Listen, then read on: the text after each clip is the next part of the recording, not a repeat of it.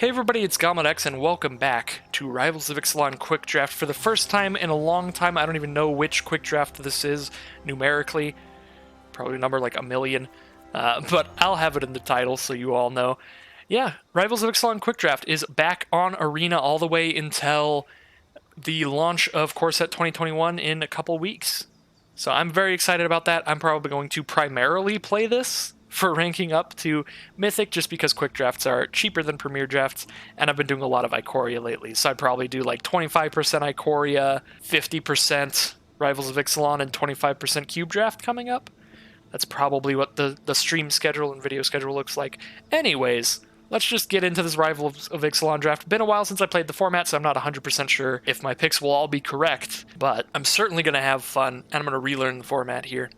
So, starting off, we have a mythic rare Elenda the Dusk Rose, 2 a white and a black for a 1/1 lifelinker. Whenever another creature dies, put a +1/+1 counter on her, and when she dies, create X 1/1 vampire creature tokens with lifelink, where X is her power.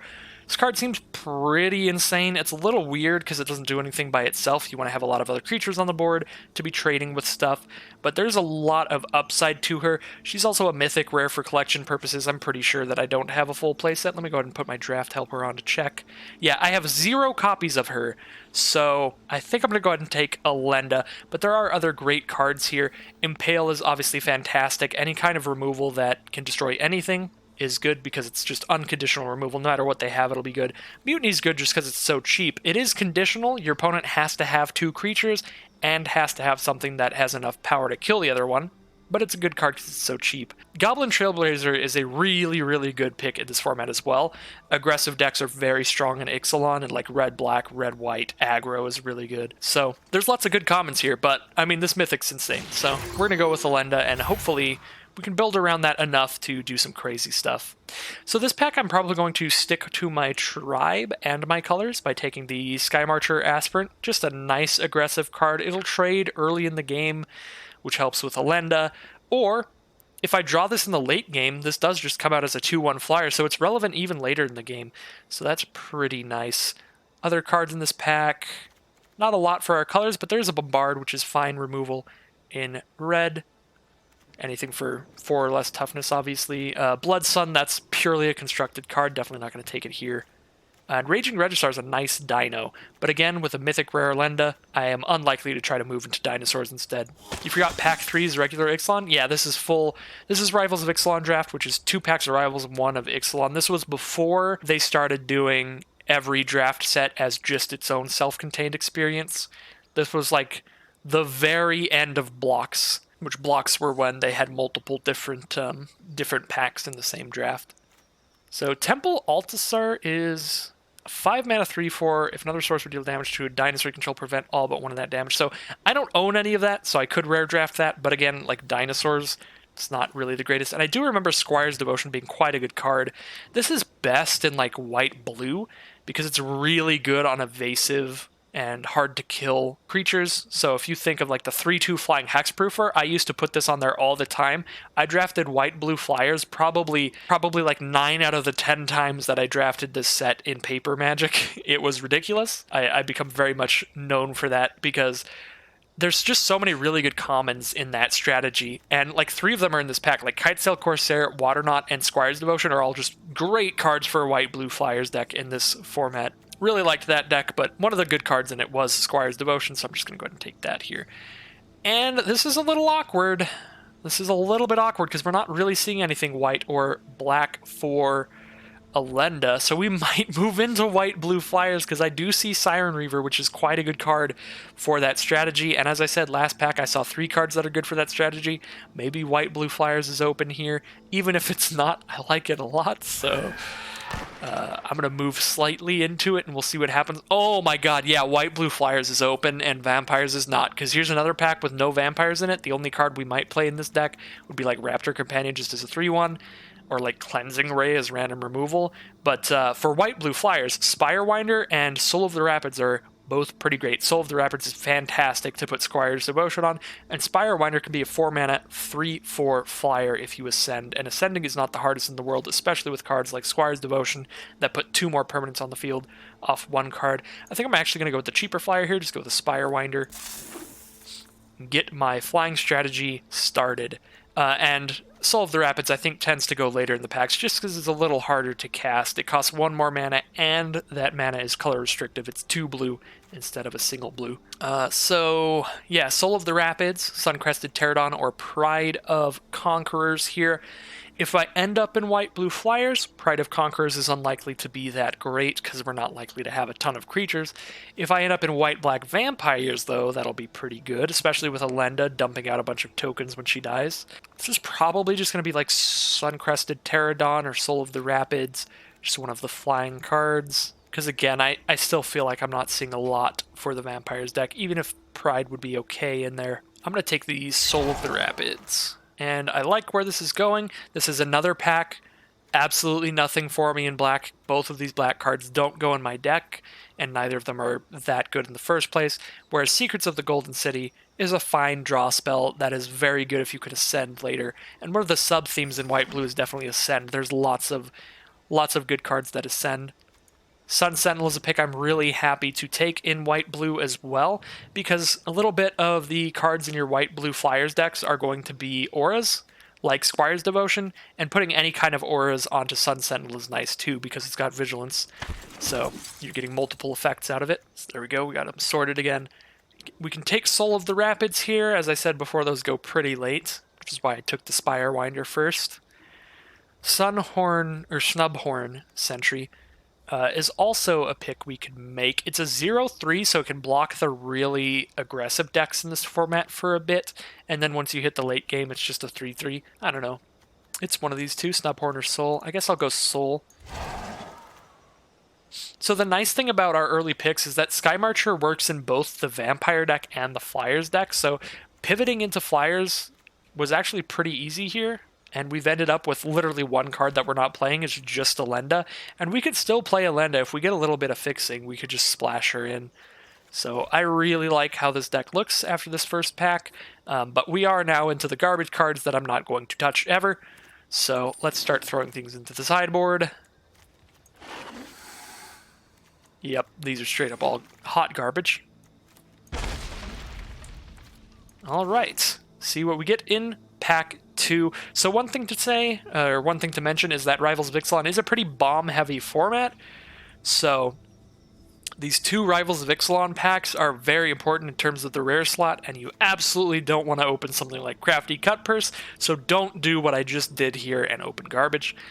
That's okay, though, because this pack otherwise is quite strong. Luminous Bonds will be great in our deck. Mistcloaked Herald would be nice to wheel. It's good with enchantments like Squire's Devotion.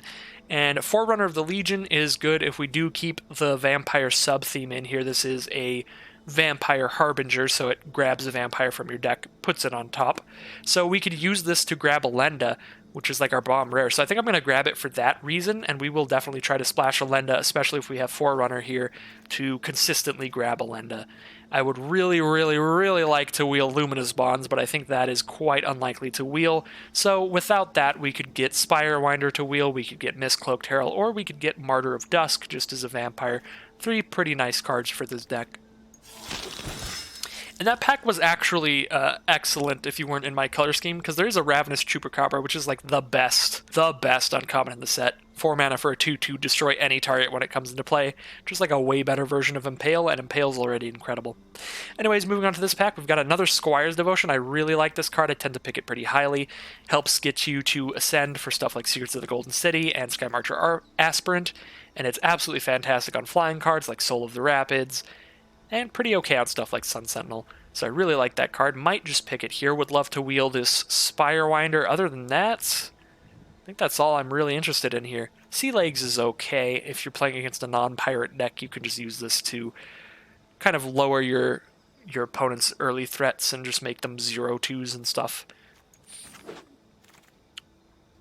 Alright, this pack's probably going to be Sky Marcher Aspirant, just because it works with both facets of our deck. We have a little bit of Vampire Tribal, and a little bit of Flying Tribal. So this is both, potentially. Now we've got a Water Knot, which is a pretty fine removal spell. 3 mana, enters the battlefield, tap Enchanted Creature. Enchanted Creature doesn't untap. Period. And now Divine Verdict is another fine removal spell. There's also a Raptor Companion, but I'm more interested in trying to get stuff like Sun Sentinel or that Vampire that we saw earlier in our 2-drop slot. Now, I think Evolving Wilds is going to be the pick here. Mist-Cloaked Herald, I don't know. Mist-Cloaked Herald is in regular Ixalan too. Some of the cards are in Ixalan and Rivals of Ixalan, and I think Mist-Cloaked Herald is one of them, so we could still get that in the last pack. And Evolving Wilds, I just really want to have some mana fixing just so I'm 100% certain that I'm fine splashing Elenda in. And there's another Evolving Wilds over literally nothing in white or blue, so that's just a really easy pick. Another Evolving Wilds over literally nothing in white or blue, so another easy pick.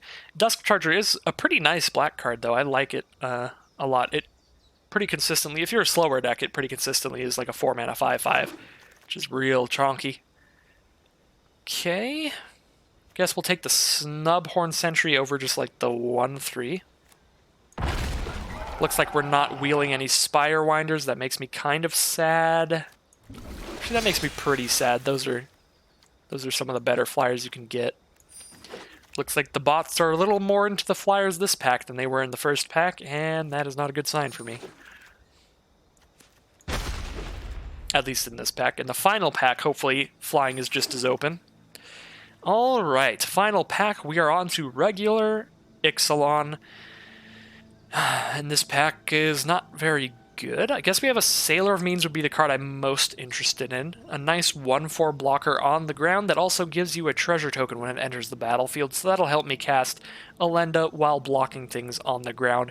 The other cards in my color do very, very little. There's a Legion Conquistador, but I have no other Legion Conquistadors. Didn't see any of them in the first 2 packs, so we're very unlikely to get any value out of this. You only really need 1 more for it to be just playable, just have 2 copies of it, but I just can't count on that in a single pack to get those. And Tocatli Honor Guard, this rare is not it's not really for limited. It's a constructed card. We got a nice flyer here, and it goes well with the fact that we have 3 1-mana cards already. So Stormfleet Aerialist, 2 mana for a 1/2 flyer. When it enters the battlefield, if you attacked with a creature this turn, it gets a +1/+1 counter. So it can be a 2 mana 2/3 flyer, which is super nice. So that card's really good. Territorial Hammerskull, one of the greatest cards in this format, just because this format tends to be really aggressive. Rivals of Ixalan did slow it down a bit, and my deck is one of the slightly slower decks, so I don't think I really want a Hammerskull as much as I want a Stormfleet Aerialist, just because I'm so low on 2 mana cards and I have a lot at 3. But Hammerskull used to be like the best common in the set. When it was triple Ixalan, when there was no Rivals of Ixalan involved, this was maybe the best card, just because it was such an aggressive format. It's still quite good, even in Rivals of Ixalan. Now, we got a 5 mana 3/4 flyer. I already have 2 Soul of the Rapids. I think I'm more into that kind of thing. Don't really know if I want that as well. But at the same time, the only other thing I'd really take is another 2-drop just to fill out the curve. I guess I do like Shipwreck Looter. It's just a fine curve filler. 2 mana 2/1. If you attacked, go ahead and draw a card, discard a card, maybe get rid of some land flood. And this pack has nothing for me. I feel like I'm just really getting cut by the bots now. I have 3 lands in this deck, so I need 4 more playable cards to get put into this deck. I do have a Cleansing Ray I could throw in, some barriers.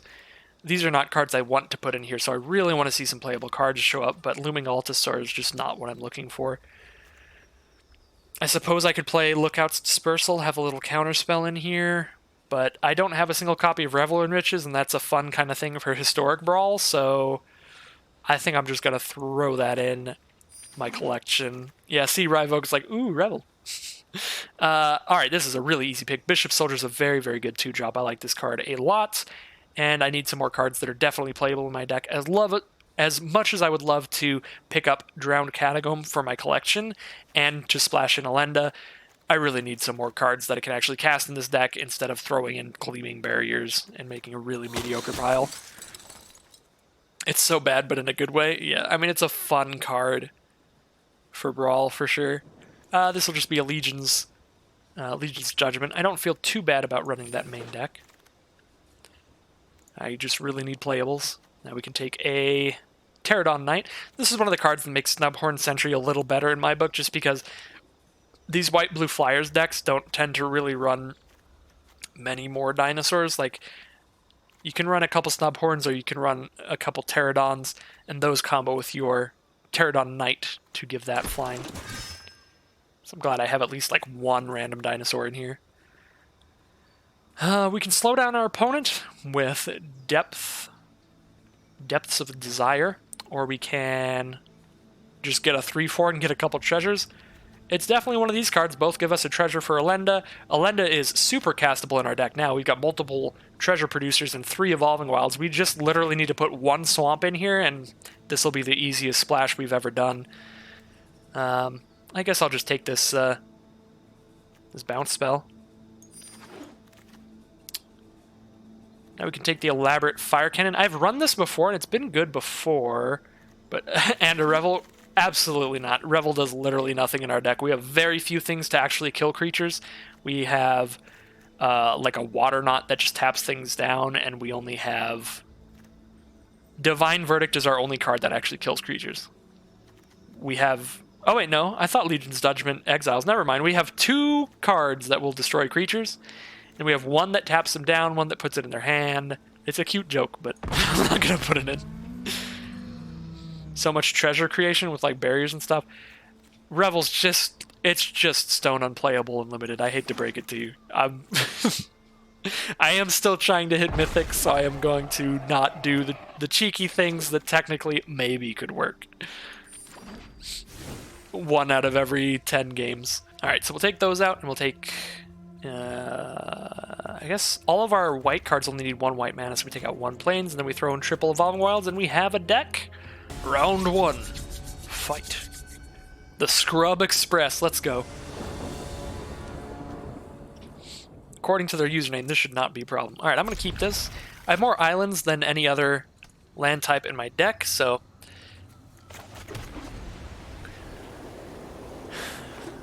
It may take a little while to draw an island. Never mind. I was going to say it may take a little while, but probably not too long. I'll probably get there eventually, and I'll be able to cast these. And even if I don't, I just like Sun Sentinel into Elenda. That seems pretty nice. Go ahead and offer the trade here. Alright, I'm happy with that, because I was actually hoping they wouldn't take the trade. I just did that so I could get my raid trigger off of Stormfleet Aerialist. Because I don't want any creatures to die until Elenda's already on board. So next turn I'll very much just cast Elenda and attack with everybody. I am not going to block that. That is very suspicious. Got a 2/3 and they sent in with their 2/2, so I don't like that. So here's Elenda. Show me what you got. They could just kill Elenda immediately, but if they do, I at least still get a 1/1 out of her. So if that's the case, I got rid of the removal spell and got a little 1/1 token for it. Next turn I'll have Divine Verdict up, which makes me very happy. I'm going to go ahead and see what combat trick this is now. Because I'll get... Oh my god, they didn't... There's just no trick, they're just offering the trade. Well, that trade is fantastic for me with Elenda on board. Oh, they just really needed the raid trigger. Fair enough, they are blue-red pirates. Should be a lot of raid in their deck. That Elenda ETB animation is very clean. So I'm just going to send in with everybody. I can Divine Verdict if they block. Well, maybe I shouldn't waste a Divine Verdict on this 4/3. Especially because I can Squire's Devotion on my Aerialist and gain a bunch of life that way.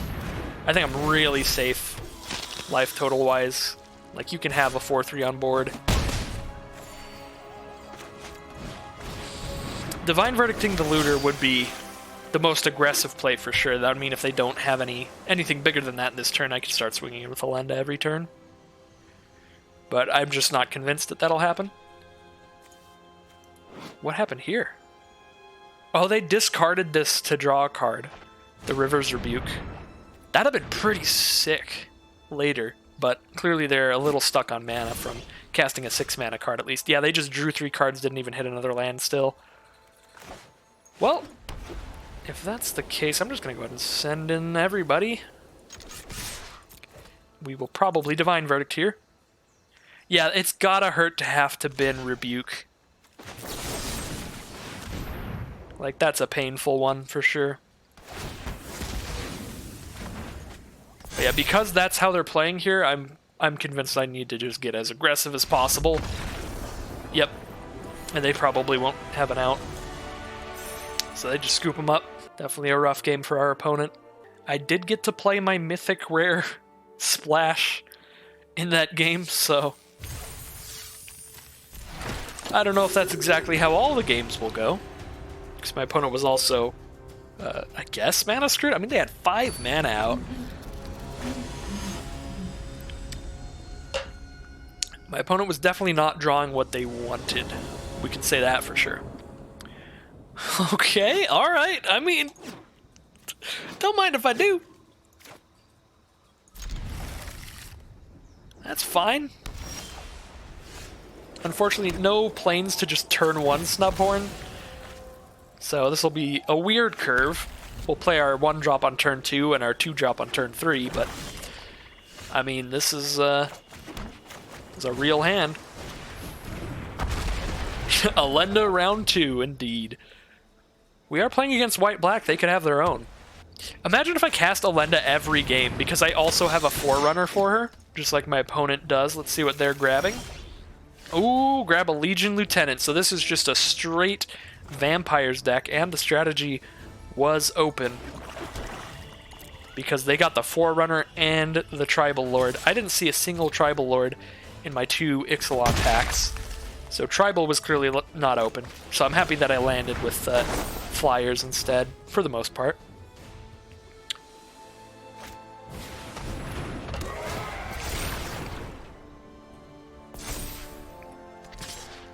Sending in with that Forerunner for 4. That's a mild tongue twister. Here's Alenda.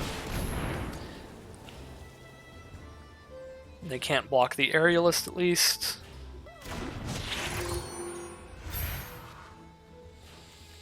Might want to just save Aerialist back. It gets them to not attack with that 2/2. I don't know.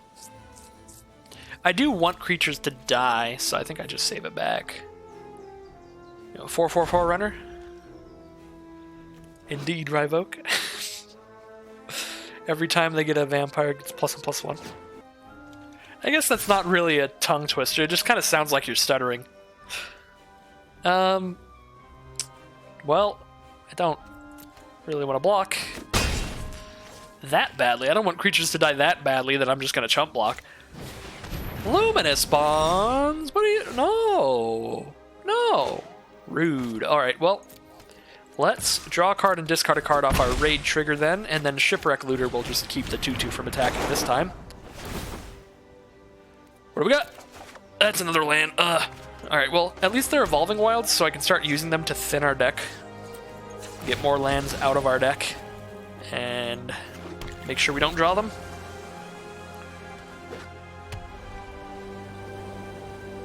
One, two, three, 4, 5, 6, 7, 8, 9, 10. We've taken 10 lands out of our deck. There's only 7 in there now.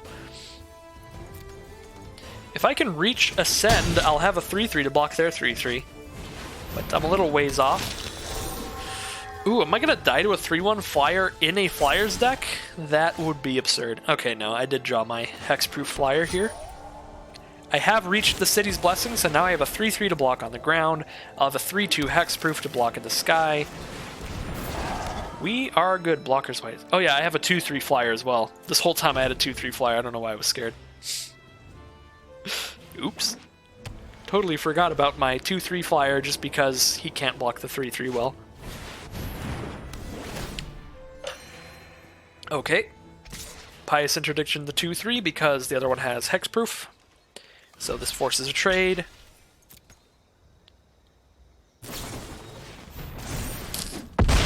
Or they just have a pump spell.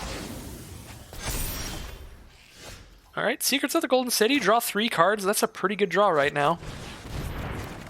I don't know why it's saving a black man up. My only black card is Lenda. I could Squire's Devotion on Snubhorn Sentry to make it a 4/4 lifelinker, and then I send it in. The only way to kill it is if they double block, and then I can kill their Vampire Lord. And then their other guy's just a 2/2. Yeah, that's probably my best play. I suppose I could alternatively just save Divine Verdict and shoot their Revenant out of the sky.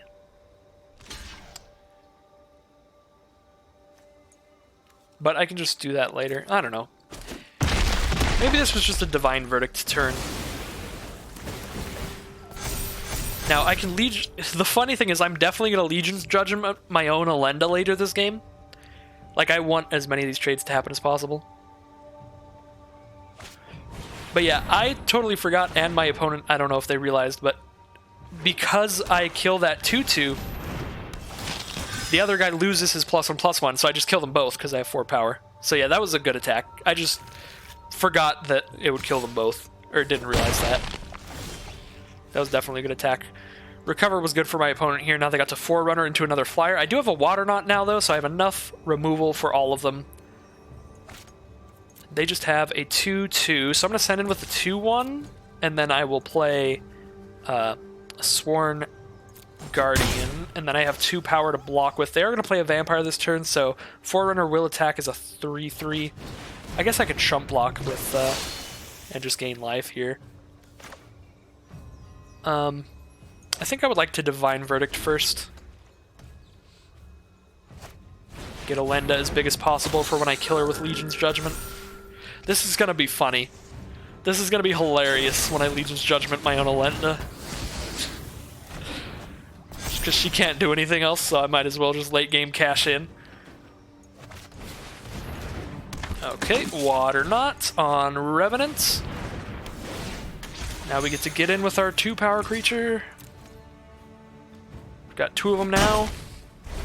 I should have attacked before I Water Knotted, because maybe they would have blocked then. Because they would have been like, oh, I still got a Vampire Revenant. It's just an instant. Oh, it's a sorcery. So I can't even do it at their end step, and then surprise, I have a bunch of 1/1s. That's okay, though. Get to attack with everybody next turn. Elenda will probably have at least 6 counters. I'll probably get 7 1/1s out of her. Of course, I do have the backup plan. If they play a really big creature, I can kill it. Would you stop grabbing flyers? What is this? All these recovers. Recover is really good. It's a nice card in this format. Alright. Send in the squad. Block there, take 5. She's a 7/7. I will pop her. Because they're down to 11, now I'm just going to have a million 1/1s. 2 more swings and they're out. I'm going to gain 7 life off the first attack. No, don't draw a life linker. Oh, God. Oh, Lord, they drew a life linker. Jesus Christ, they just drew a million cards this turn. What in the Lord's name? Okay. This will be a yikes for me.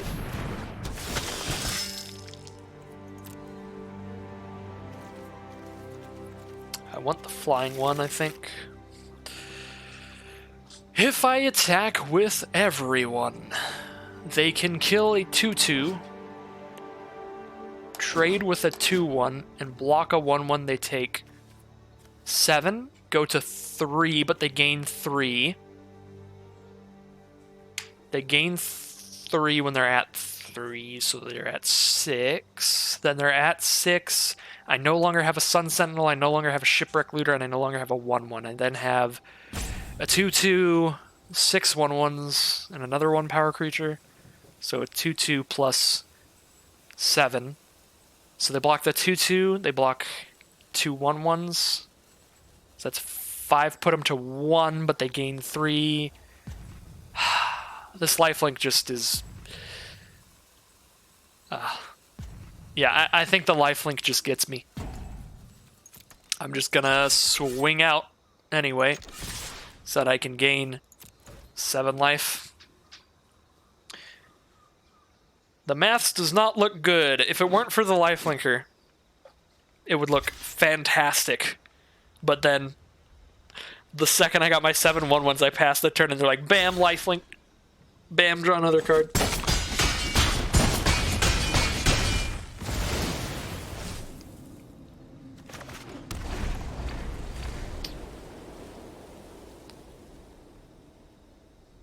I mean, with that block, the math still doesn't look good. But, you know. Stay block, take 6. Go to -1, but they gain 2. And they get to put a counter on their lifelinker now. It's another great draw for them. Oh, they're just going to attack? I suppose that's fair enough. They get the life either way, attacks or blocks. I guess that helps me with the math of it.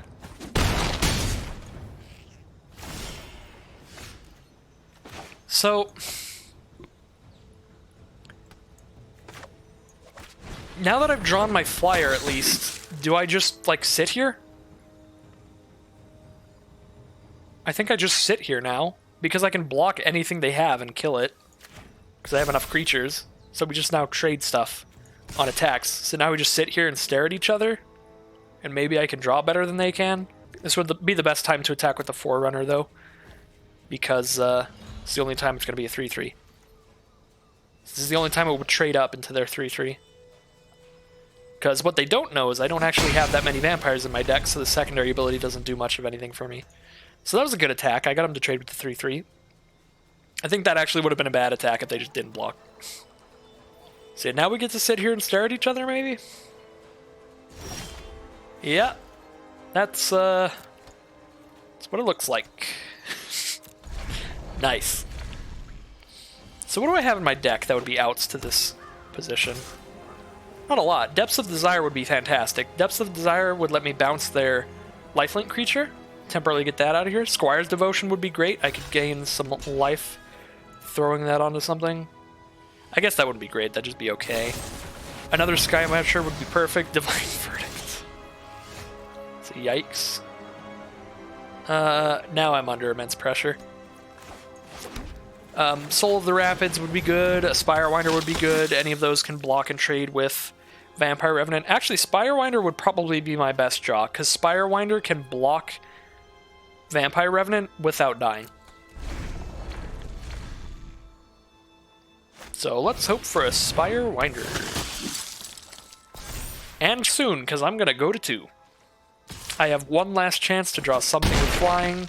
Skymarcher Aspirant, Spirewinder, Soul of the Rapids, Siren Reaver works, if they don't have removal. Maybe should have sent in some lifelinkers just to be extra safe, but if they kill my flyer here, even if I gain a bunch of life, they just keep attacking with Vampire Revenant. So I wouldn't die immediately, but I'd still very much die if I can't trade with Vampire Revenant very soon. It's just like a 3rd or 4th recover. That would be disastrous. They're definitely thinking a lot, so it's something good. Or they're just taking a little break, watching some TV or something.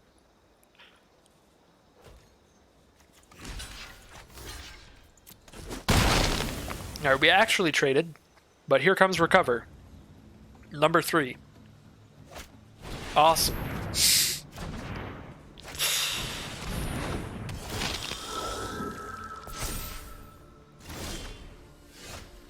Well, here's something that can block your Vampire Revenant without dying. That was a really good draw. No! No! Oh, Lord. Oh, my God. I drew my flyer that can block their flyer without dying, and then they drew +1/+1 menace till end of turn. So that was a top deck war, which we handedly lost. Our opponent did definitely have more draw in their deck with stuff like Recover. We had powerful draw in our deck because we could draw 3 with Secrets of the Golden City, but we didn't have as many draw spells as they did. Dang. Alright. This hand seems pretty sweet. We are just going to play Shipwreck Looter as a 2/1. Not use the Enter Battlefield effect at all, but that's okay. We can Squire's Devotion up a Spirewinder in the late game, which should be really nice. I suppose we could also Devotion onto Looter if we really have to. If our opponent is very aggressive and we just want lifelink and another blocker, we have that option as well.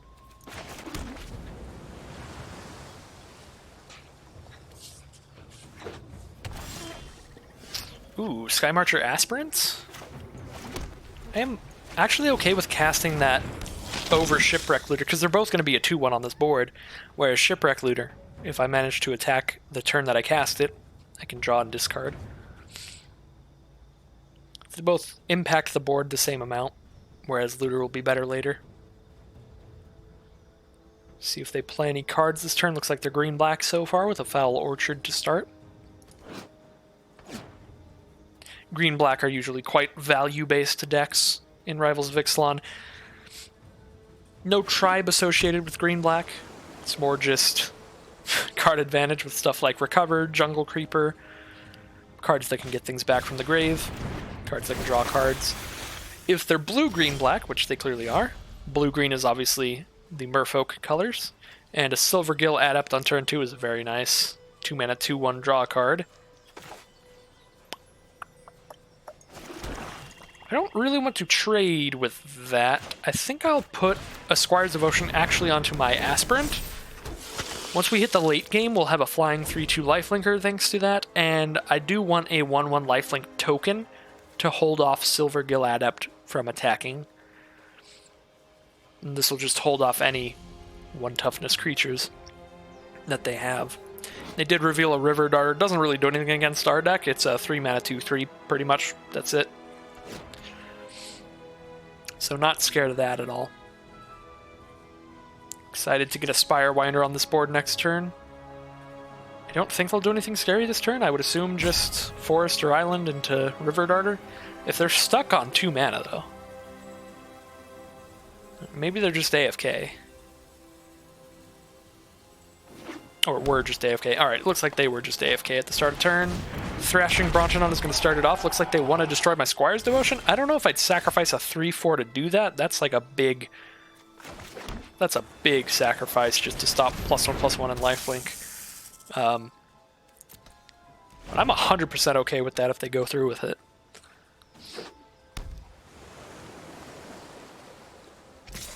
Alright, they're just going to attack in. Fair enough. They have that option, though. It's always going to be in the back of their mind. They could sacrifice their 3-4. Why not?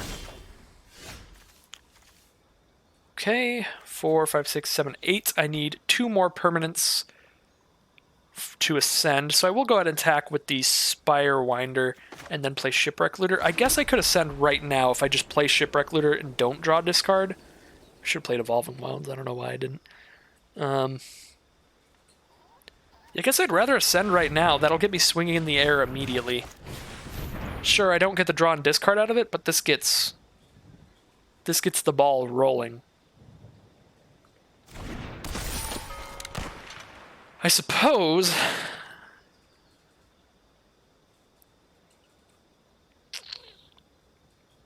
Yeah, if I attack here, they can sacrifice Bronchodon to stop my lifelink, but they can't stop my flying, so... That's actually incredibly good if they just decide to sacrifice Bronchodon. Yeah, I think they might have thought that they could stop the flying with that, but they can't. So, that's fantastic. That, or they just really wanted to stop the lifelink. See, I got a little concerned there, because for some reason in my head I had it that maybe they could turn off my flying by making me go below 10 permanents, but you can't do that. The way the City's Blessing works is the second you have 10 permanents, you get that forever. So it doesn't matter if you lose those permanents later. And I just redrew Squire's Devotion, so that's hilarious. So we'll just put it back on. Gonna put it back on that one to spread out my threats again, have them both have just as much power, because I think the most likely thing that'll happen to these is that they'll get destroyed by a black removal spell. So I'd rather split them out to be as even threats as possible, rather than loading up one like a really good Spirewinder. Hidana's Climb's a pretty scary card in this format. At the beginning of combat on their turn, they put a +1/+1 counter on one of their creatures, and then if the creature has 3 or more counters on it, they can transform this into a land that buffs up your creature, turns it into a giant flyer. So, scary card, but currently it's pretty far from flipping. They need 2 more counters on a creature. Merfolk could have River Herald's Boon, though. That's a 2-mana instant to put a +1/+1 counter on a creature you control, and then a +1/+1 counter on a merfolk you control. So with that, they could flip it immediately, like this turn. If they River Herald Spoon a merfolk and then put another counter on a merfolk. Looks like that is not happening, and so they are dead on board. No reach. Alright. That would have been their one out. If they could flip Hadana's Climb, they could then start blocking my flyers and killing them with really big blockers. Luckily for us, though, no more +1/+1 counter effects. So I'm keeping this because like I can Shipwreck Looter and late game Soul of the Rapids at least, and I knew I had a Plains on top. That was the biggest reason that I kept, so I just knew that. Alright, so it looks like the next streams will be next Wednesday and Thursday I have off. So Wednesday and Thursday morning, if you are watching this on the YouTube, check out me streaming live if you want to. Dinosaur Hunter, I guess I could trade my 2-1 into that. That's fine. Fine trade, I'm pretty far from Ascension, and it looks like they didn't even accept the trade, so take some damage instead. No, that's not fun. Fathom Fleet Captain. Whenever it attacks, if you control another non-token pirate, they can pay 2 mana to create a 2/2 black token pirate with Menace. So we're going to trade with this pirate, because if they control another pirate, they just get a 2/2 Menace pirate like every turn. And that is absolutely unacceptable. It's just a brutal card. I love this card a lot. I would absolutely first pick this card, but this isn't triple Ixalan, this is Rivals. They're just gonna let it die. Wow, I guess they don't have any other pirates in hand. I am A-okay with that trade. Let's discard. I'm gonna discard. Oh god, I don't know. This could be so wrong if I discard Legion's Judgment, but they're like black-white. Tends to be just a lot of little dudes. I'm gonna discard Legion's Judgment, we'll see. I don't know, we'll see. I am concerned about my choices. They had another pirate. They traded off. Opponent has got to have just a loaded hand then. Some bold plays for sure. What if I need to kill my own Elenda again? Well, then it's just not going to happen. Yeah, see, look at this. Look at all this 3 power. I would be so mad if I still had Legion's Judgment in my hand right now. Like, why did I do that? Alright, send in. Fly on in. Don't know why they didn't attack with the 3/3 last turn, but I'm glad they didn't. I was not about to double block to kill that, because I would lose both my dudes. Oh, Grim Captain's Call. That definitely explains it. They just had a card to bring it back from grave. Recover would have been a lot better, because Recover returns it and draws a card, but Grim Captain's Call definitely does work in their deck. Returns Pirate, Vampire, Dinosaur, and Merfolk. They definitely have vampires and pirates. I have to assume they have dinosaurs in white as well. I'll take 6, that's fine. Down to 13, I think I definitely win this race. Siren only costs 3, right? Yeah, 3 if I raid it out, so I can actually cast both of these and we can hit City's Blessing. Actually, don't even need to raid it out. Let's get Ascension. Drop this down. Bam. We're going ham. I'll trade my 2/2 with their 3/2 if they offer the trade. We're going to try to kill them with flyers. They're at 8 life, so they can block 1 next turn and take 6. Go to 2. I think we're winning this race right now. Especially since I get to trade with the Paladin. Actually, I should have probably just traded with the last turn. I don't know why I thought my Shipwreck Looter would be doing anything valuable at all. Another Soul of the Rapids? Okay, so if I don't die this turn, I flat out win.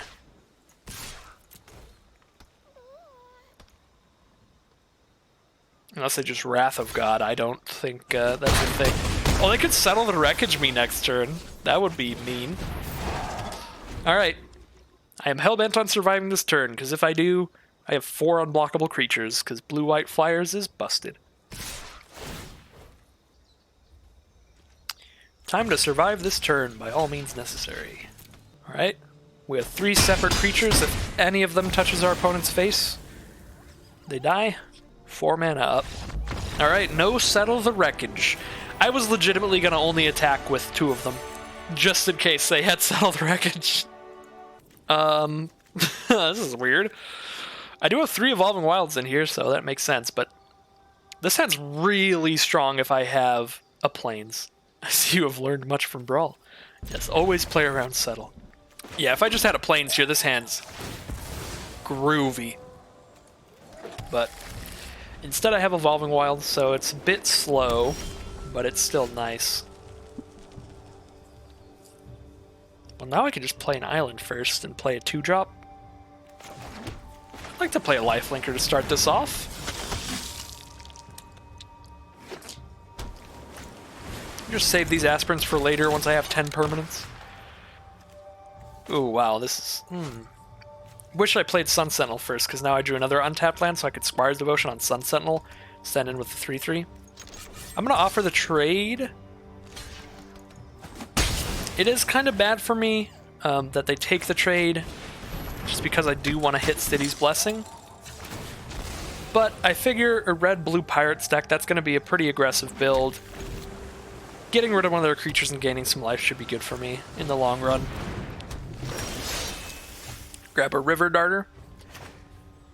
I could build my own... Yeah, I'm going to Sky Marcher Aspirant and build my own threat. 3/3 Vigilance Lifelink. Heck yeah. Don't mind if I do. Look at this thing. Get in there, Sun Sentinel. I like Sun Sentinel so much. One of the best cards in this format is One with the Wind in Ixalan, so not in Rivals. 1 blue and 1 for an enchantment. Gives enchanted creature +2/+2 and flying. So good on Sun Sentinel. You just build your own Serra Angel. You can have it out on turn 3. Turn 2 Sun Sentinel. Turn 3 One with the Wind on Sun Sentinel. And then you got a 4/4 Flying Vigilance. Very nice. I just love the white-blue Flyers decks. Watch me draft it every single time. Because I did not start white-blue Flyers this draft. I started white-black, and then I was like, this seems open. I have experience with it. So 4, 5, 6, 7, 8.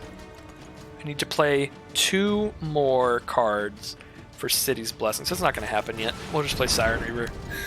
It could happen this turn if I had attacked. I could raid trigger it in, but it wouldn't happen pre-combat, which is the important part. Wouldn't happen soon enough to give my aspirant flying. So thankfully their removal kept my card on the board. If that was a bombard, that would be a lot worse for me. That would lower me down 2 permanents in terms of hitting City's Blessing.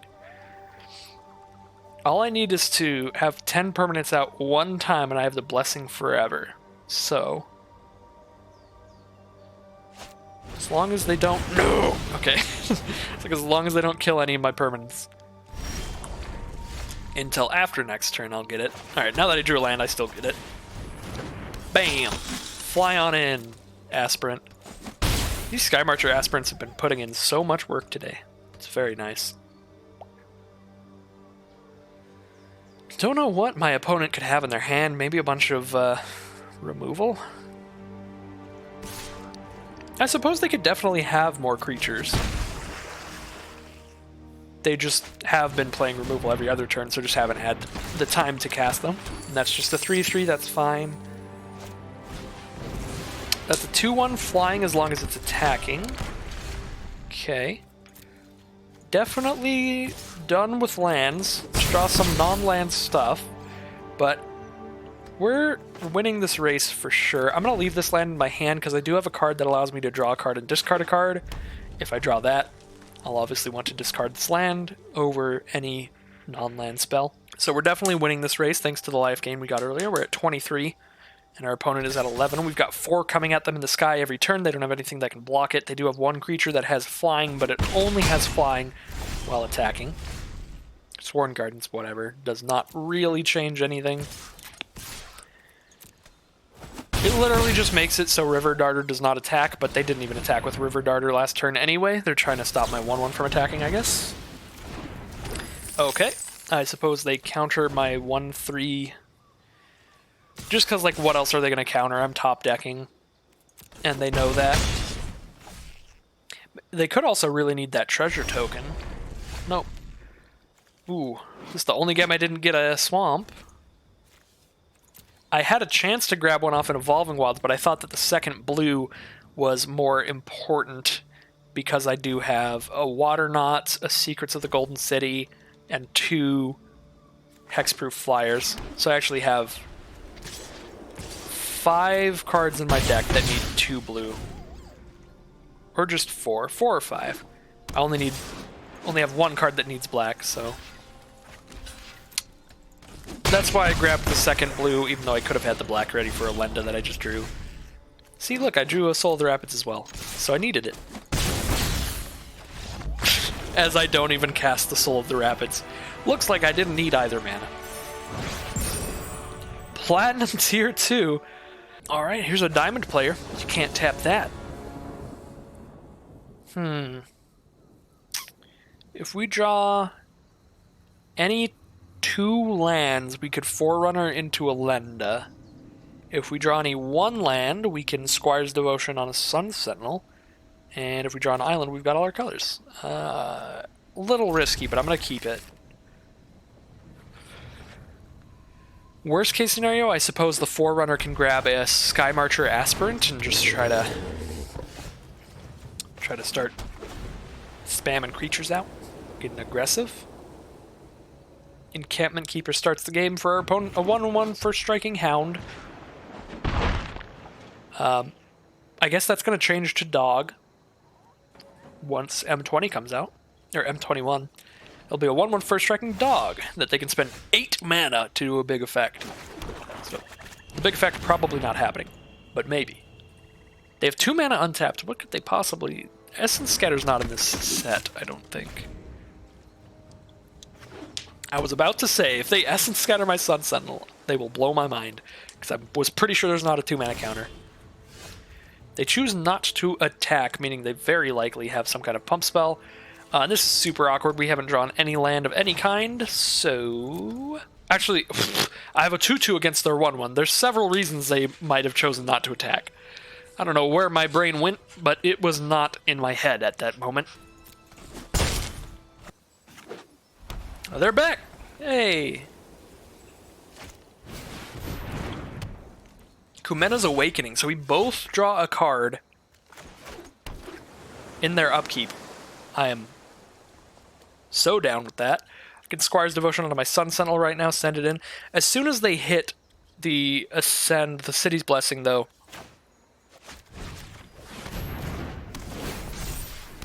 they're the only one who gets to draw the cards. So we definitely hope that they don't hit the City's Blessing. There was definitely an argument for playing Forerunner there into Elenda, because the Kumena's thing lets me draw an additional card every turn for a little bit here.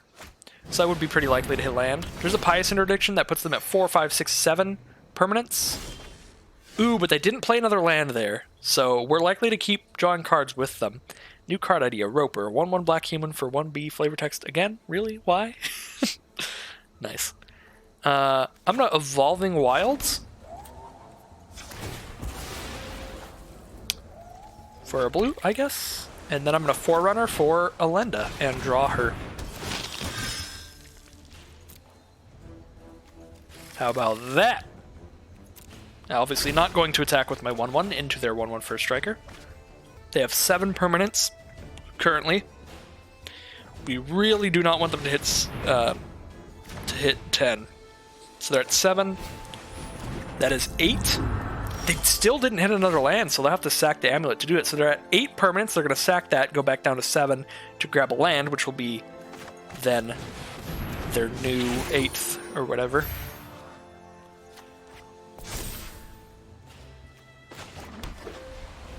So they're currently at 8 permanents. If they hit 10, they very much win the long game, because then only they draw a card every turn. Well, an extra card every turn. They're at 9 permanents now. Just play any creature. And they've got Ascension. Play any creature and then they can sack their amulet. There they go. Aquatic Incursion. That's like 1,000,000 permanents, so there's that. However, I think we may have put enough pressure on them to try to just kill them, even though they're drawing extra cards. Like, 1, 2, 3, 4, 5. I'll have 6 mana next turn, probably Soul of the Rapids here. I really want to come in with a hexproof Soul of the Rapids, because that'll be sweet. Just hexproof lifelink with the Squire's Devotion, try to win that way. I'm just glad they're down to at least 13 before this started happening. And in white-blue, hopefully it's just a bunch of targeted removal over there. They have to double block to kill that, that's fine. I don't want to send in the 1/1s though, because they can first strike them away. Okay, that's actually great for me. I don't know if they fully read Elenda. If they did, they definitely have removal for Elenda.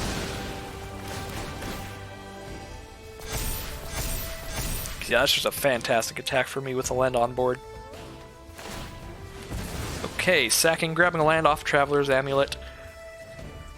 So they'll probably use something to deal with Elenda, which will give them less things that they could possibly have to deal with the Soul of the Rapids. And there's very few things you can use to deal with Soul of the Rapids anyway, since it has hexproof, but I digress. Okay, Luminous Bonds on Elenda, that's fine. I'll destroy her with Legion's Judgment, and I'm not even joking, I've done it before. Okay, Resplendent Griffin. Whenever it attacks, gets a +1/+1 counter on it. That's fine, I'm 100% winning this race. If that gets big enough to block Soul of the Rapids, I can straight kill it. With Legion's Judgment. Now I have a 3/4 blocker actually for it as well. So I straight up just block it with that, because it'll get 1 counter, be a 3/3, and then I block with a 3/4.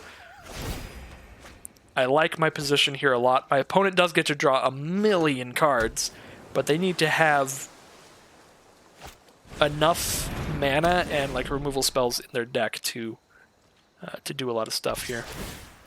So that will be a 3-power blocking flyer next turn, but not immediately.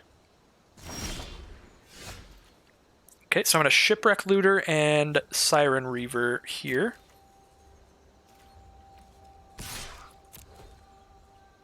Let's go down to 5. We go up to like 1,000,000. Alright, Shipwreck Looter. I'm going to spend the black mana. My only black card is on the board. So please actually auto-tap that. Arena. Okay, draw a card. And it's a land. Okay, whatever. Discard this island. 1, 2, 3. Siren Reaver, another flyer. Could have a counterspell for this. Looks like they don't. They might have a removal spell, though. We have Legion's Judgment. We could use it on Elenda right now, but I want to wait till more things die.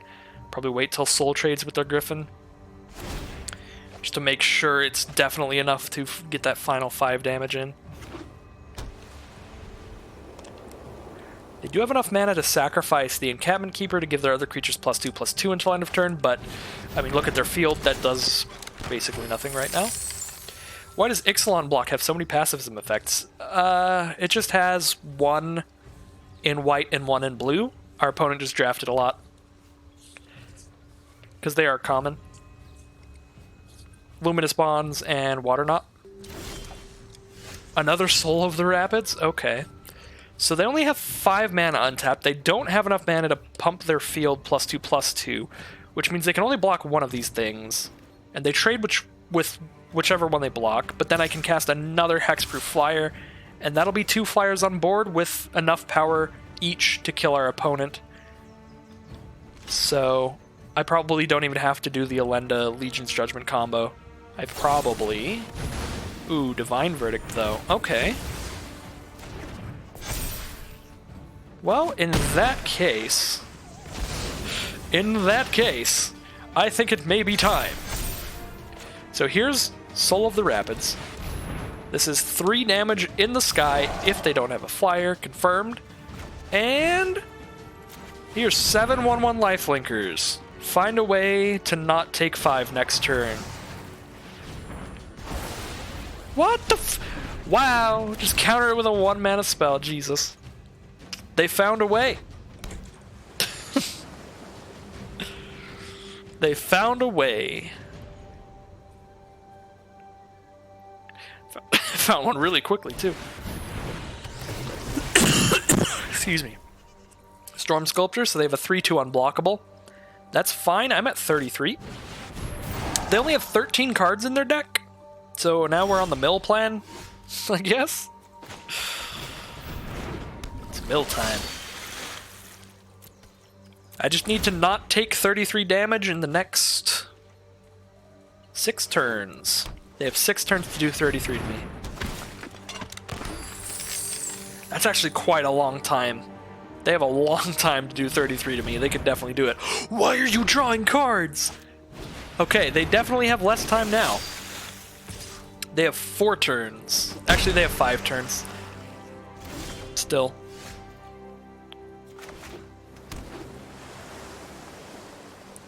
Because in 4 turns they'll have 0 cards in their library, but they can still attack on a turn where they have 0 cards in library. So... Alright. They do have Aquatic Incursion, so now they do 4 to me a turn, but like I'm at 30. You have 6 cards in library now, drawing 2 cards a turn. Okay, take 3, down to 27. I mean, I think I win. I'm pretty sure. They're not really adding a lot of power to the board every turn. Okay, 4 cards. Come on. Don't blow me out of the water with something crazy out of nowhere. I don't know why they're not Aquatic Incursioning. They could do at least 1 more damage. Depths of Desire? Alright, well now I'm extra safe. Bounce something back to the hand. If they get lethal. Here's a Wind Strider. I might just put that back in the hand. I don't know. It all depends on if it attacks, because they could give it unblockable with Incursion. 2 cards left. They have 2 attacks left to kill me. They could give their whole field +2/+2, so they might be all in on the Encampment Keeper plan.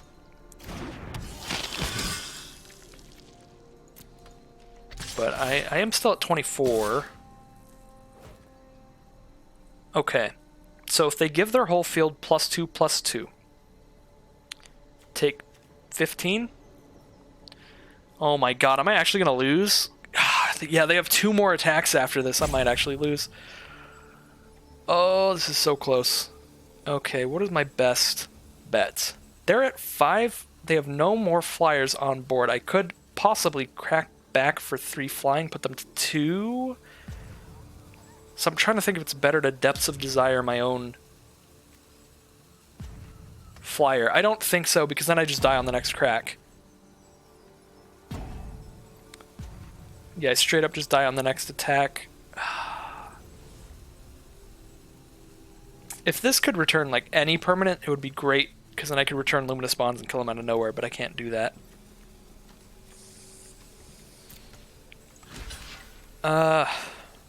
Lock the Wind Strider, I guess.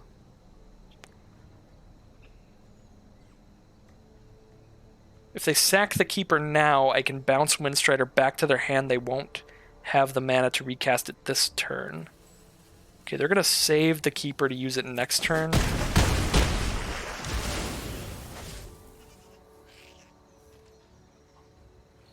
If I bounce Keeper now, it's their end step, so they can't use the Keeper next turn. So they would draw 2, can't use the Keeper, and the next draw they die. So yeah, I think I bounce that right now. Now I know they're not using Keeper on their final attack. So I just have to not take 18 damage from what is currently on the board. 4 of 6. Oh no! Wow. That is good. Lifelink helps a lot, but that's 15 flying damage. Well, 10 flying damage now. I have 1, 2, 3, 4, 5 blockers on the ground. 1, 2, 3. They only have 5 attackers on the ground. This is so close. They have 0 cards in library. This is their library right here. On board, I survive, and I win. But they have a loaded hand. They've drawn a lot of cards this game.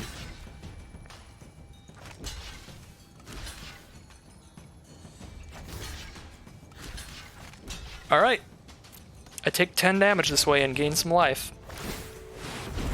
Looks like that's all they got. Oh no! That's 14? That's still not enough. That's still not enough. Jesus Christ. Don't hurt me. I'm scared. Here's a sailor. Pass the turn. Die to their Kumena's Awakening trigger. Oh my god. That was a close game.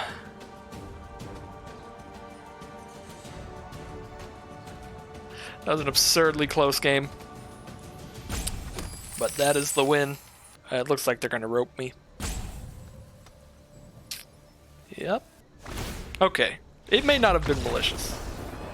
They might just be slow. Because, I mean, they were roping earlier. Just randomly. This is a definite mulligan. Almost clicked the keep button, I swear. This hand is almost as bad, but I'm not going to mulligan again. This one at least has enough mana to cast 1 card. A 1/2 flyer.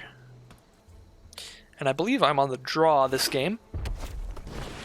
Opponent starts with Fanatical Firebrand. Alright, there are some very scary aggressive decks in this format. Pirates champion most of them. Red-Black Pirates is pretty terrifying. 2/2 lifelinker should put a solid stop on Fanatical Firebrand. Or solid halt, I should say. Unless they have a pump spell in hand. They certainly could. Buccaneer's Bravado is pretty busted. One of the scariest cards against a pirate deck. Or in a pirate deck. Oh my god, wow, they got a good pirate deck. Firebrand into Forerunner into Dire Fleet Neckbreaker. Give all of their pirates +2/+0 when attacking. So that's horrifying. I'm going to go ahead and send in the Bishop's Soldier to put a counter on Stormfleet Aerialist. If they have the mana to play Neckbreaker, I don't think they block here. They do choose to block with Forerunner, so that's a pretty good trade for me, I'd say. Now I get to play Snubhorn Sentry, and Stormfleet Aerialist comes in as a 2/3, which is large enough to block and kill their 2 toughness stuff.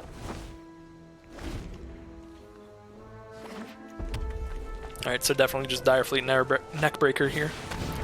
I'm glad I killed their pirate before they got to pump it at all. I might just take the trade here again just because Lenda. I'd like to wait for Lenda to come out. The problem is I need to find a way.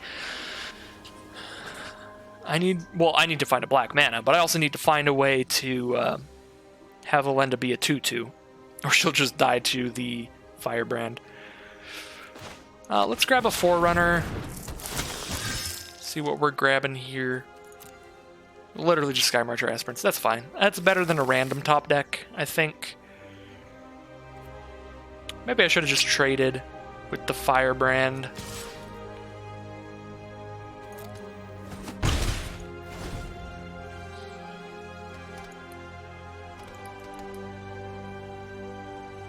We're at 7 permanents. We're not particularly close to ascending, so... Oh my god. Wow. Alright. Well, as long as I just play a bunch of 2-power creature, the Neckbreakers can't really get in. So I'll play an Aspirant, and then I have 2 different 2-power creatures, and then we just kind of sit here a bit.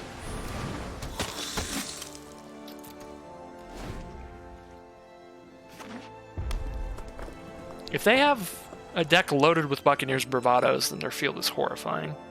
And they very well could. It looks like the draft went pretty well for them overall. So I don't see why they wouldn't have some Buccaneers Bravados in there. And give those double strike. Dire Fleet Hoarder, alright. kind of whatever. Swaggering Corsair, okay. So they're going to just send those in later. Squire's Devotion. 3, 4, 5, 6, 7, 8. This would be 10. I would ascend. Then I have a 3/3 blocker, a 1/1 token blocker. They're just sending with both the flyers now. I have a 3/3 and a 1/1 to block with. I block Corsair with a 3/3. I block the 2/1 with a 1/1. I definitely send in the lifelink. That much I'm sure. I don't think they're likely to send in with the neckbreakers, even if I only have 2 blockers back here. I suppose if I block that, let's see, they'd all get +4, so I could block 1 neckbreaker, take 7, +6, +6. Okay, that would actually be lethal, so I should probably just send in the lifelinker. Just keep a lot of blockers, because the amount of damage coming at me is massive. +4 to everything. So yeah, if they have any way to clear the board, it's like lethal. Yeah, Fanatical Firebrand certainly a start. Probably going to kill my lifelinker? I guess the 2/1 is a little better. The 2/1's better if they're scared at me cracking back at them, but if I were them, I would not really. I'm just going to take that. I'll go to 17. Sworn Guardian's not very good here, but it can team up and double block one of the neck breakers. I just need to convince them to keep the neck breakers off of me as long as possible to win. Oh, so they drew a Buccaneer's Bravado. That's just 100% happened. So I'm flat out dead no matter what I do.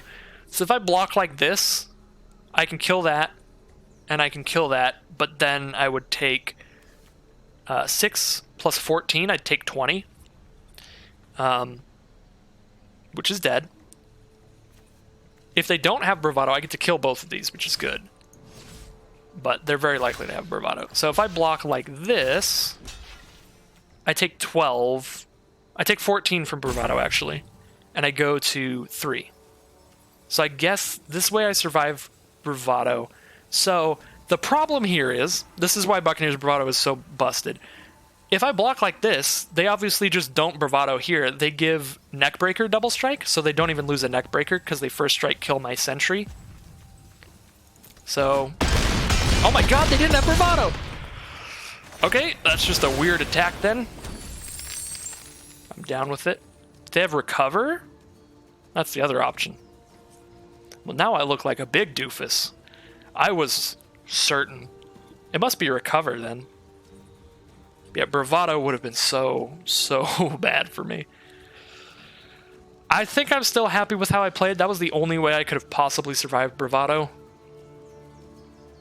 And just, it's a common card. Like, it's a likely enough play for them to have had that I think it's fine to play around it. Oh, they just have March of the Drowned or whatever. Get them both back. Alright, well, I need a Swamp or I need a card or... Okay, that's a blocker. Block there. Take 7, 8, 9, 10, 11. I think we're still attacking. If I'm not attacking here, I block there and there, and I take 6, and then they have like 2 more creatures in hand, definitely. They have at least 1 more creature in hand, and then the next one goes to the top of their library. So at worst, they have a creature in hand and a creature on top of their deck. So I need to be proactive here and make it so it's possible that somehow I could race them. It's highly unlikely. Okay, I'm just dead then. Seems good. I'll let him kill me. Actually, there we go. Reaver Ambush to clear my blocks. So yeah, playing that way did leave me dead to a removal spell. But I'm flat out dead no matter what. If I'm just sitting here trying to block when I have less creatures than them, 100% confirmed. Alright, 650 gems, even if I lose the next game. So this isn't a huge deal. If I lose this next game, I won't be super sad, but making it to 7 wins would be sweet. So I'm going to do my best. 6 wins would give me more gems than I put in. That'd be going positive. So at least 1 more game would be awesome. At least 1 more win. This is a pretty great start. One of the best hands I've had in a little while.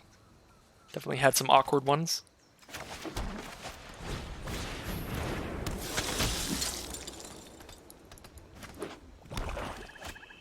I think the only thing I don't like about this hand is there's no 2-drop, and now there is. Alright, that's pretty sick. I don't really want to trade our 1-1s, or our 1-drops.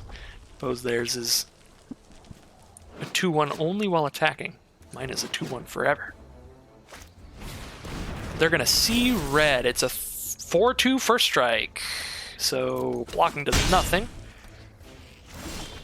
It has to attack every turn? Yeah, it has to attack every turn? Alright, well, they're going to feel real bad when I do this. Excuse me. I'll just gain more life than they dealt. And we know that's not going to be blocking anything. I can now Evolving Wilds for a Swamp, so I'm going to next turn Evolving Wilds for Swamp, and then cast Forerunner and search for Elenda. That'll be very sweet. We've got 7 permanents out.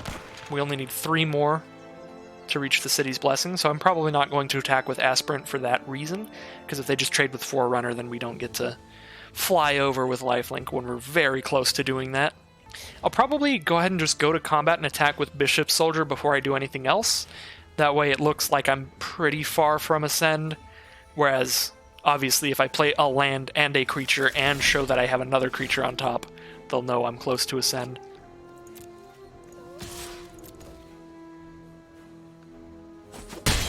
Alright, very nice. I am glad they didn't block there. I mean, it is a high-value creature that they have there, so even if they did block, it's not that bad for me. I just don't get to fly over that soon. So here's Forerunner. Let's grab Elenda. Right on top. Now next turn, we get to drop Elenda onto the board alongside a land. We'll definitely hit the City's Blessing to fly over with a 3-2 lifelinker, and any trades or chump blocks that happen from that point on are straight value thanks to Elenda's abilities. She'll just keep getting larger every time anything dies, any side of the board.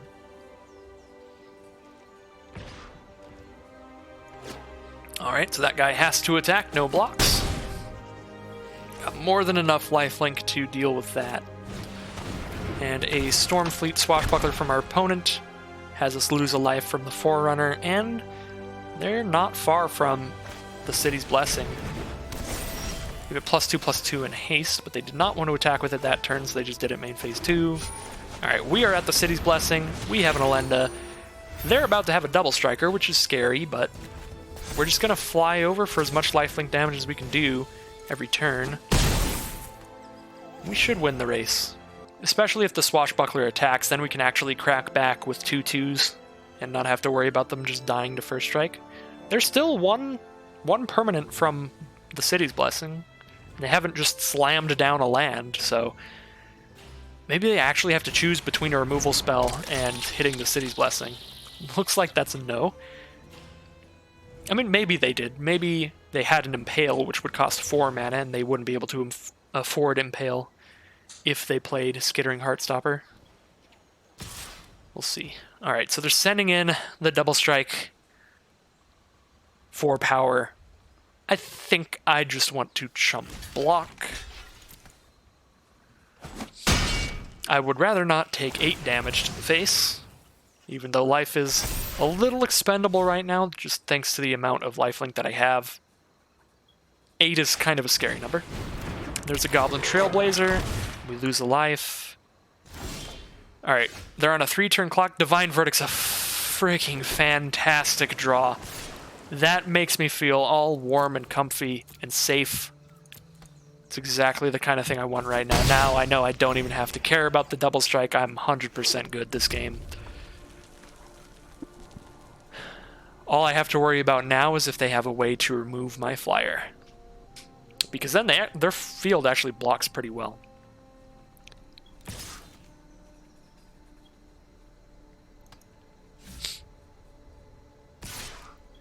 Send in the Heartstopper. I'll trade with the... well, if I trade with Bishop Soldier... you know what? This is a really dumb thing that I shouldn't be doing. Okay, I do not condone playing like this. Here's what I'm going to do. I'm going to block with Bishop Soldier. That'll put Alenda to 3, no matter what, even if they don't Death Touch my guy away. Then next turn, I can attack with Sky Marcher Aspirants. No! No! Dang it! Okay, well, see, this is why it was a dumb play. The plan was I could attack with Sky Marcher Aspirant and Alenda, and then Divine Verdict my own Alenda to put 3 1/1s out, which would trigger Forerunner of the Legion 3 times to do exactly 6 flying damage to them. That would have been cool. That would have been legit. Instead, we're just going to sit here with a Sailor of Means, I guess. I could still attack with Alenda. I do still have Divine Verdict up. They could see through it, though. If they see through it, that's bad. If they just block with, like, everything, that'll go poorly for me. I think I'd rather use it on blocks. I have more control when I'm choosing what fights, which obviously blockers choose what creatures are fighting each other. It's a cool idea. Didn't really work out. Actually, it still worked out. Like, that was the best block I could have possibly made because they didn't even choose to Death Touch my guy. So I just gained 2 life. That was the net gain there. So it was actually still the best block I could have made for a totally different reason. The reason was they needed all of their mana for something else.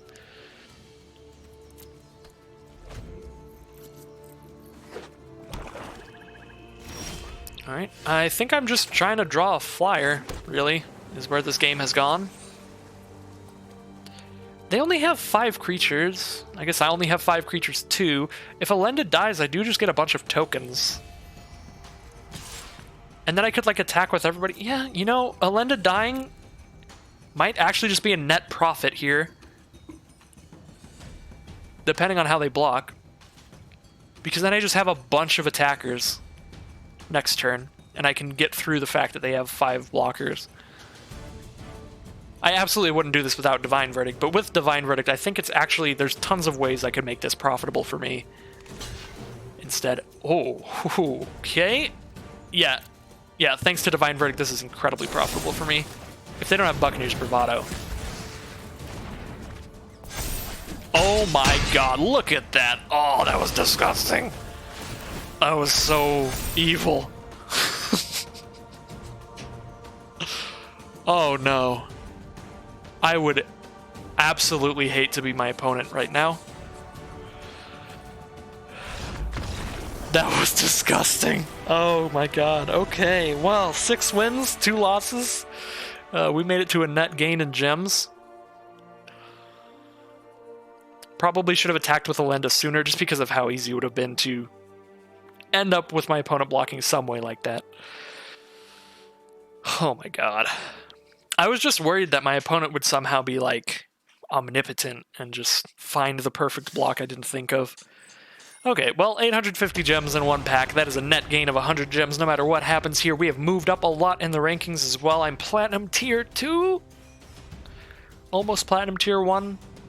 Which is like almost Diamond. Which is like almost Mythic. No. Still quite far from Mythic, but actually getting mildly close to Diamond.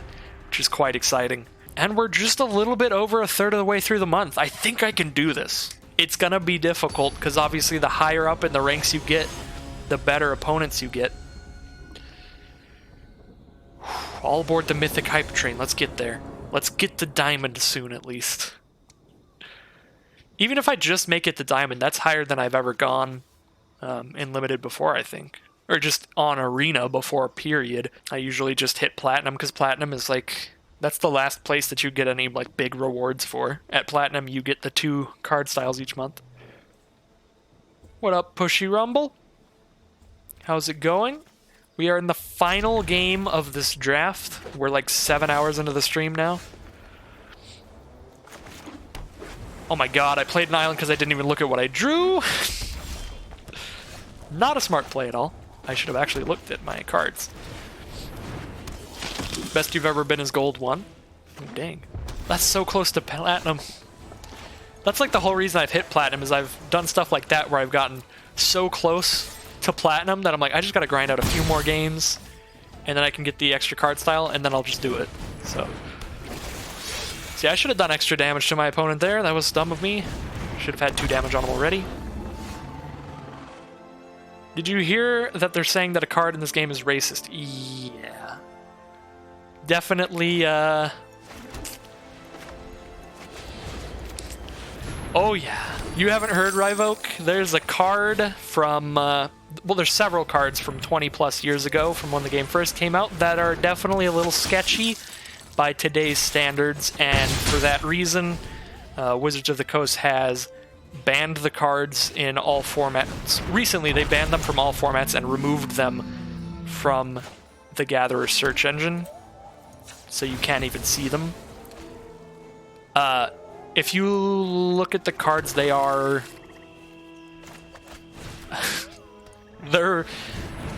they can definitely be construed as problematic.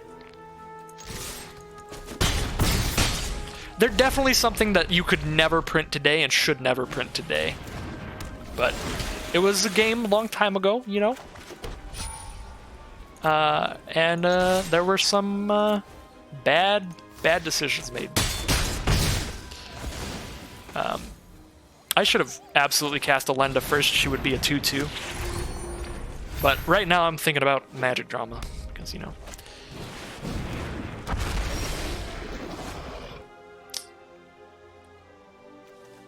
See, they're at 7. What, they just block Elenda, take 1, 2, 3, 4, 5?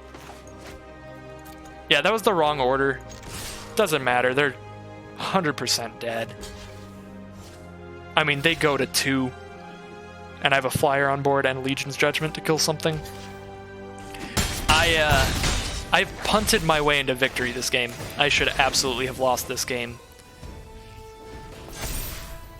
Oh, that was a nice combo. If they survive somehow, they've 100% earned it, because I have not been paying enough attention. Ooh.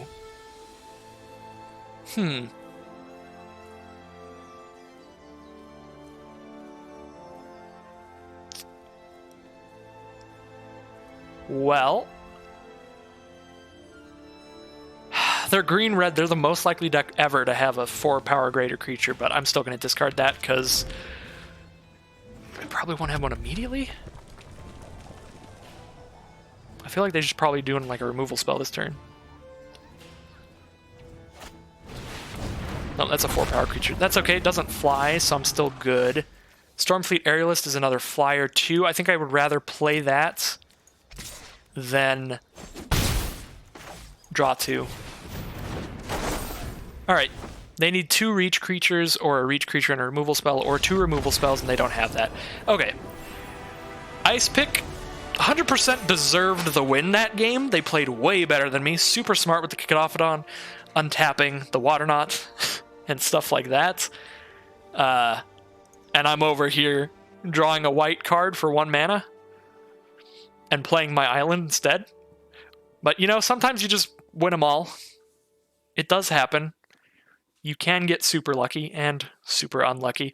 So that draft was pretty lucky overall. I think most of the games outside of that one I did play pretty well. I deserved most of the wins.